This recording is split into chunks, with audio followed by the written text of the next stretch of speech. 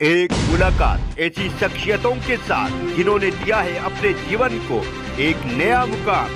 रूबरू कराएंगे ऐसी कुछ हस्तियों के साथ एक खास शख्सियत के साथ मुलाकात। जयदेव पटेल के साथ नंबर 1 इंडिया न्यूज पर। नमस्कार व्यूअर्स, मैं जयदेव पटेल और आप देख रहे हैं नंबर 1 इंडिया न्यूज। आपका एक बार फिर स्वागत है एक खास शख्सियत के साथ मुलाकात प्रोग्राम में। आज हम बात करेंगे होली के त्योहार के बाद अब कई दिन का चुनावी मौसम शुरू हो गया है और इसी के साथ साथ तेज गर्मी अप्रैल और मई के महीने में जो शुरू होती है, इसको लेकर क्या कुछ खास प्रेडिक्शन मौसम विभाग की तरफ से जारी किया गया है। इन्हीं दामोदर बात करने के लिए हमारे साथ खास हमारे भारतीय मौसम विभाग के सीनियर साइंटिस्ट डॉक्टर सीमा सुंदर। डॉक्टर सीमा सुंदर, आपका बहुत बहुत स्वागत आज हमारे प्रोग्राम में। शुक्रिया, नमस्कार, बोलिए। मैं आपसे, हमारा पहला सवाल है कि चुनावी मौसम के लिहाज से कहीं न कहीं कितना कुछ खास प्रेडिक्शन आप लोगों की तरफ से जारी किया गया है 2 महीने की अगर हम बात करें तो, क्योंकि 2 महीने कहीं न कहीं चुनावी मौसम का एक कार्यक्रम रहेगा पूरा। देखिए, अगर हम मौसम की बात करते हैं अप्रैल, मई और जून में, इस समय हमारा देश भर में सबसे ज्यादा टेम्परेचर रहती है। ये मानसून आने से पहले के समय तक हमारा काफी इलाके में, specially central India, north west India and east India में हमारा हीट वेव का भी प्रकोप जारी रहती है। टेम्परेचर हमारा 40 डिग्री से ऊपर 42, 43, 45, 46 तक पहुंच जाती है, स्पेशली आपका राजस्थान, विदर्भा, ये सब पॉकेट्स में। तो साथ साथ हमारा हॉट विंड्स भी ब्लो करता है, जो स्पेशली नॉर्थ इंडियन प्लेन्स के ऊपर, जो बहुत भयानक होती है। पेनिनसुलर इंडिया में, हमारे कोस्टल रीजन्स में इस समय हॉट एंड ह्यूमिड कंडीशंस रहती है, जो अपने आप में खतरनाक होती है इंसान के लिए। तो दूसरे सालों के मुकाबले इस साल में जो डिफरेंट है वो है कि चुनावी कारणों से कैंपेनिंग के लिए, रैलीज के लिए लोग बाहर निकलेंगे दोपहर को, तो चांसेस ऑफ हीट स्ट्रोक या सनस्ट्रोक होने की संभावना बढ़ जा रही है। तो हमारे आईएमडी की तरफ से हम लोग पूरे दौर से इलेक्शन कमीशन के साथ जुड़े हुए हैं। सिर्फ हेडक्वार्टर से ही नहीं, हमारा सारे मीटरोलॉजिकल सेंटर्स, सभी ऑफिसेज हमारा ज्वाइंट है, और हम लोग 15 दिन के फोरकास्ट से लेके 1 महीना, 15 दिन, 7 दिन और उसके आगे 3 घंटे का भी फोरकास्ट हम जारी कर रहे हैं टेम्परेचर्स के खातिर जी।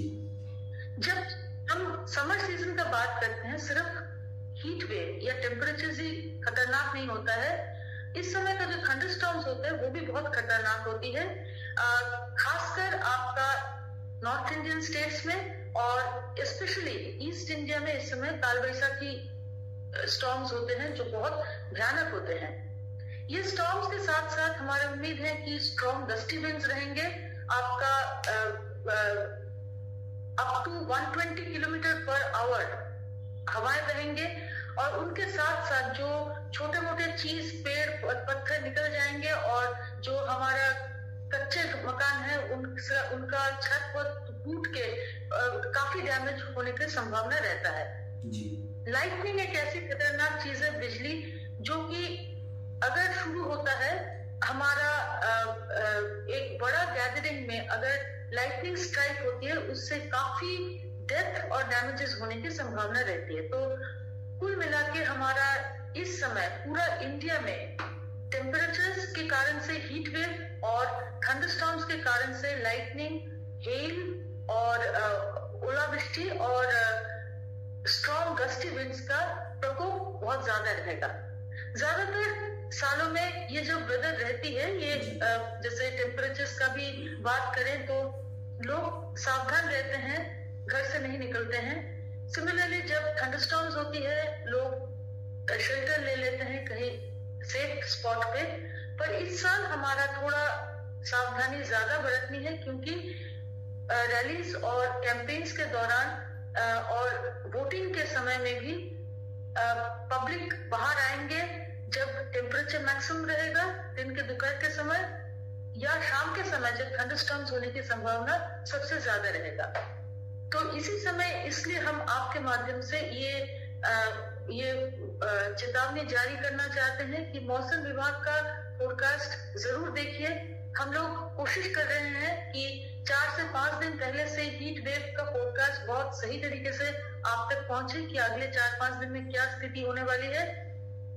आप थंडरस्टॉर्म्स के समय में जो प्रिकॉशन बरतते हैं और ज्यादा लीजिए, क्योंकि लाइटनिंग के कारण, बिजली प्रकोप के कारण बहुत डेथ्स होती है।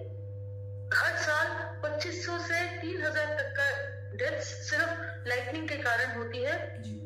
और इस साल खास प्रिकॉशंस लीजिए, उस समय बाहर मत आइए, एक पक्का शेल्टर के अंदर रहिए ताकि आप सेफ रह सके। जी मैम, अगर हम बात करते हैं चुनावी मौसम को लेकर के, तो कहीं ना कहीं रैलियां भी होंगी, लोग वोटिंग करने के लिए बाहर भी आएंगे।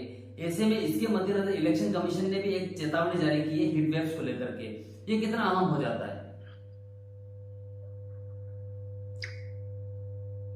हीट वेव के कारण जो चेतावनी जारी किए हैं वो मेनली जो रैली वगैरह ऑर्गेनाइज होंगे उनके मद्देनजर, क्योंकि रैली में जो लोग भाग ले रहे हैं, जो लोग ऑडियंस में बैठे हैं, सबका तबीयत एक जैसा नहीं होगा।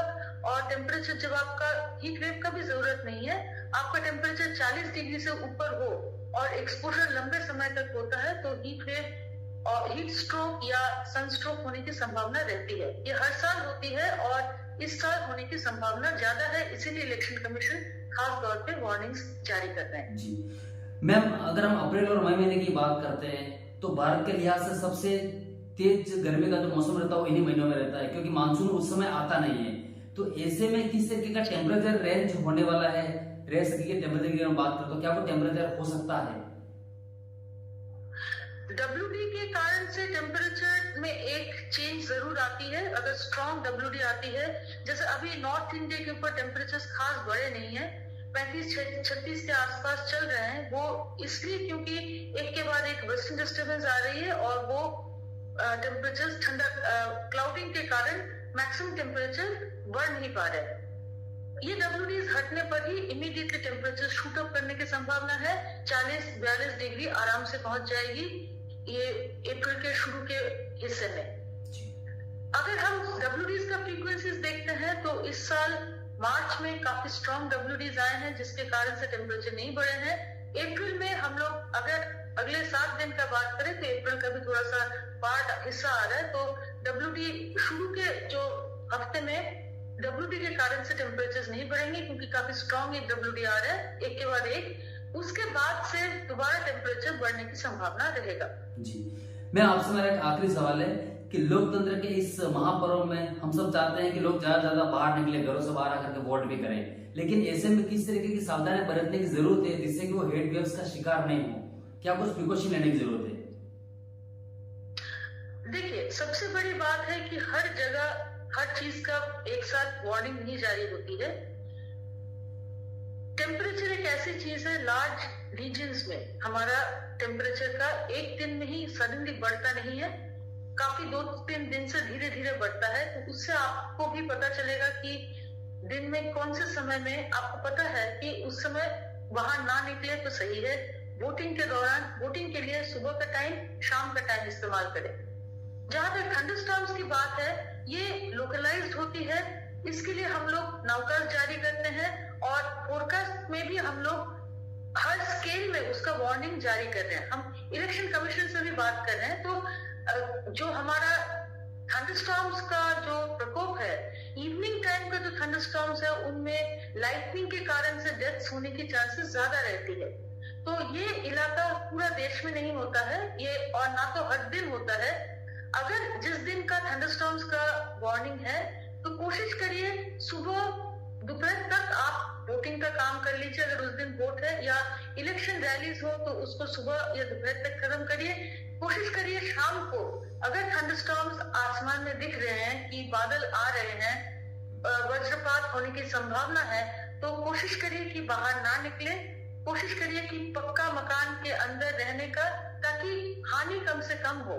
जी, मैं आपने हमारे लिए समय निकाला और महत्वपूर्ण जानकारी हमारे साझा करी, उसके लिए आपका बहुत बहुत धन्यवाद। शुक्रिया।